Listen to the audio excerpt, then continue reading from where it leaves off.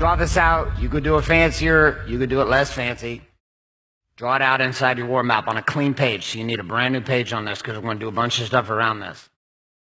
So I started down this path. I was trying to figure out. That was really the question. I sat there with this complete and utter stupor in my mind and my soul, which was I literally had no idea who I was. I'd never once given myself permission to actually investigate who I was and why that was amazing.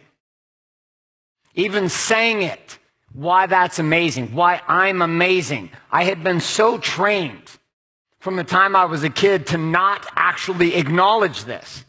It was arrogant, it was boastful, it was prideful, it was devilish, it was wicked, it was not righteous. These were all the things I was taught from the time I was a kid. If I ever acknowledged my power, my brilliance, and people even inside of that in the religious world would be like, oh, see, there you said it. There you said it. You do not have shit. It's all in God. Which was really hard for me because I said, wait a second, you're the same people who were telling me that that's where I came from. So how is this possible that I am nothing? I refuse to accept it. Because most of the people who were telling me this had a very high self-interest in making sure I believed it.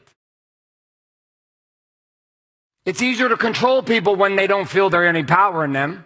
It's easier to control people when they believe the power is outside of them. It's easier to control people when they believe they are helpless and there is this being out there that controls all of their life. And yet, I came to find that it wasn't that game. The game for me was a partnership. It was a game in which I was being called to demonstrate the magnificence of what I had been given and who I was born to become.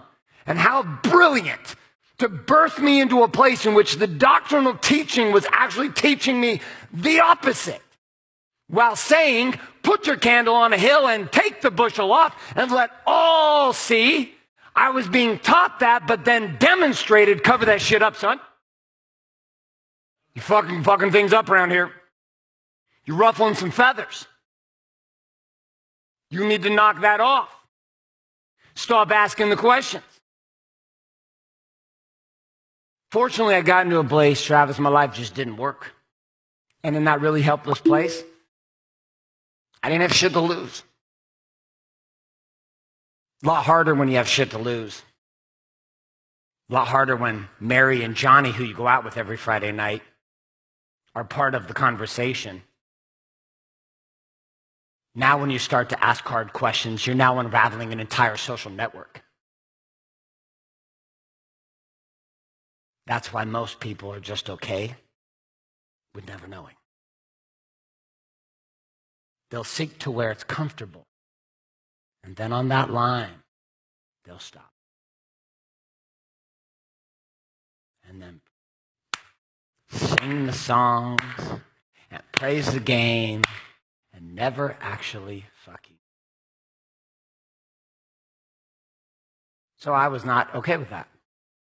I wanted something different. I'd seen the fruit from what my life had become.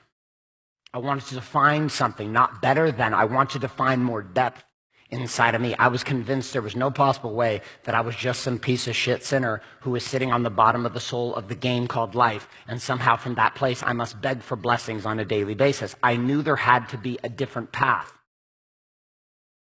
Now, for me to say these words, how I was raised, to even begin the conversation, ended up in a living room with my father in clenched fists in front of my family, red in the face and fuming.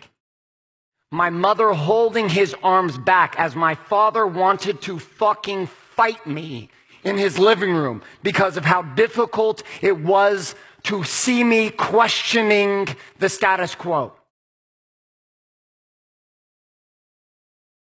But I was committed. I was committed to changing Ryan. I wasn't interested in it. It wasn't just another fucking seminar for me. I was fucking committed. I was like, I will be alone the rest of my life or I will figure this shit out. The first thing that opened up for me in this journey was I started asking myself a really simple question. And the question was, why do I get excited about certain things? Passion. Like, it just kind of happened. There were things that I was get excited about, and I didn't even know why. Like, I just got excited about it. Like, if there was a conflict anywhere, I was excited. I was like, oh shit, I'm getting in the middle of this one. Didn't make any sense. Didn't matter what it was about. Didn't matter who it was. There was this weird excitement of fear and faith to get in the middle of conflict. It was just natural. Well, some people would run away. I was like, oh shit, it's going down. What's going on over here? Yeah, you shouldn't. What the all right, okay, I'm on your team. Fuck you. I would be in the middle of public places and fights would be breaking out, and I would feel like it was my job to like fix things. Conflict, I naturally ran into it. It was weird. There's a switch in my brain that's not normal. Shit goes down, I'm in it. I'm in my house 2 nights, 3 nights ago, fireworks go off. Blocks in the back of my shorts. I'm running across the fucking street. It was fucking fireworks. I'm halfway across the street in my neighborhood. I'm like, you live in Orange County. What the fuck are you doing? Who are you fucking kidding right now? I'm like, well, all right. Well done. These are all conversations in my own head. I go back into my house. I'm like listening to the waves. And I was like, you got fucking problems, son. But these are natural. I don't have to like try to do it. But for a long time, I was told I was very wrong. Because most of the people around me, when conflict came up, guess what they wanted to do? Run. Quiet. Let's talk it through. Can we get along? But naturally, I was driven to fuck shit up. And I couldn't stop it. So I would try and I would put on the suits and I would try to pretend that wasn't my natural mode, which was to destroy shit. Yet, I never once thought that that might actually be necessary to create greatness in other people's lives. So this was one thing. Another thing, I just like constantly was excited about new shit. Like I just was excited. Ryan, that's why I built and burned businesses so much, because I was excited about new ideas and new shit. So people, like naturally, like if it was a new thing to build, I was like, yes. And the more people told us it wouldn't work, guess what happened? The more excited I got. The more my wife said, that's not how it is, the more I was like, yes, that's how it is. There was this natural game I got excited about. New sports. Right now, my current thing is surfing. I loved it. I love it. I just love new shit. New sports with my physical body. There was a natural thing. I just love it. I don't care what it is. Badminton. I was the champion in college at badminton in my PE degree. We got to play badminton, kickball, this shit. I dominated all those bitches in that class. I was the only guy in the entire degree, but hey, you know? And I was passionate. For like 2 weeks, I was fired up about badminton. And then out of nowhere, guess what? Fuck badminton. Next, there was this desire to search for new things. I liked putting myself in vulnerable situations physically because it helped me find something. But I thought this is what everybody did. So I saw that there were some passions inside of my life, and that these passions were demonstrated by my actions, and they were ultimately the sign of some gifts that were underneath the surface. These gifts were natural to me. My passions gave me a sign of something underneath. There was something underneath, a gift for me. But I had never considered that my passions were actually the signal to it. So out on the beach, there's this dude out in front of my house every 2-3 days a week. And he's like, comes out on Mondays and Tuesdays after everyone's there over the weekend. And he's just like finding shit. I don't even know what he finds. I half the time I swear he finds dog shit. And he's like scooping it up and he does this thing. He's like, and I just wave to him. He's like, nobody else sees anything there, but he's uncovering shit from the weekend of everybody partying at the beach. My passions were a metal detector that were leading me to my gifts. But I had always mistaken that my passions were the gift. They weren't. They change all the time. My passions were how I demonstrated and exercised and evolved and strengthened my gifts. Why did I want to surf? It's weird. I've lived here by the beach for a long time, but I've not hired a professional surf coach and gotten fucking serious until 3 weeks ago. Guess what happened about 3 weeks ago? Great white sharks rolled into town. Lady got her ass and hamstring bit right the fuck off.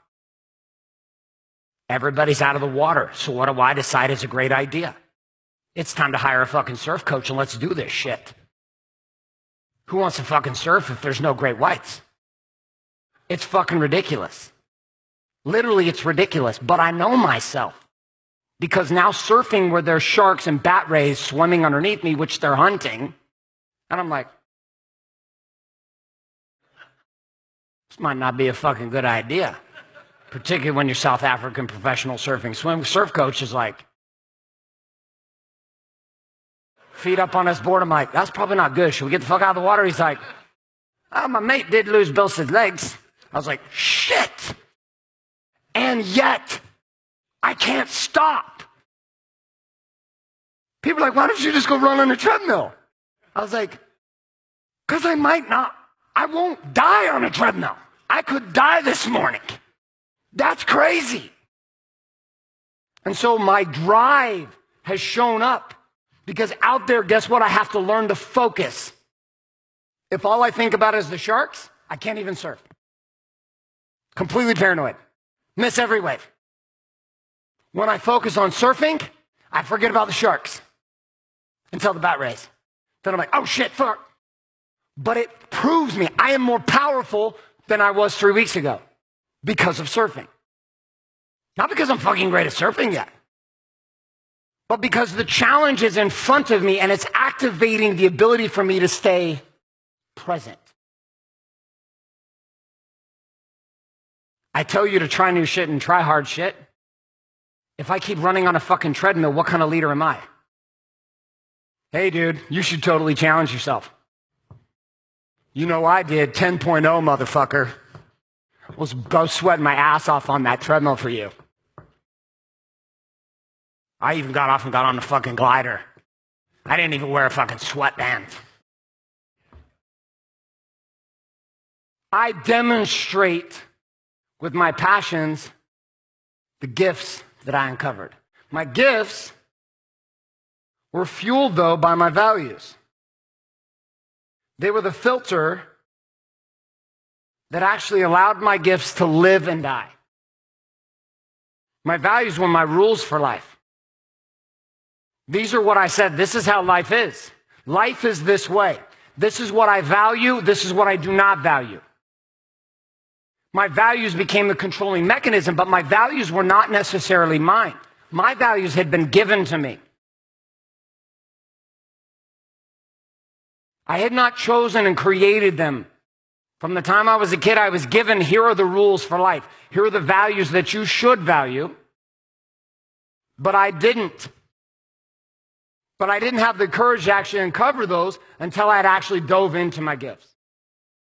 My values then ended me up with the demonstration of how these passions, gifts, and values. If I don't get some fucking tape for this microphone, I'm going to fucking kill somebody. That was a message to everyone in the back.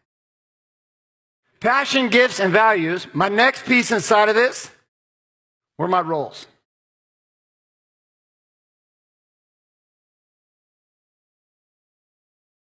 These were the areas in my life in which I demonstrated these gifts. And these values were the principles that I governed life by.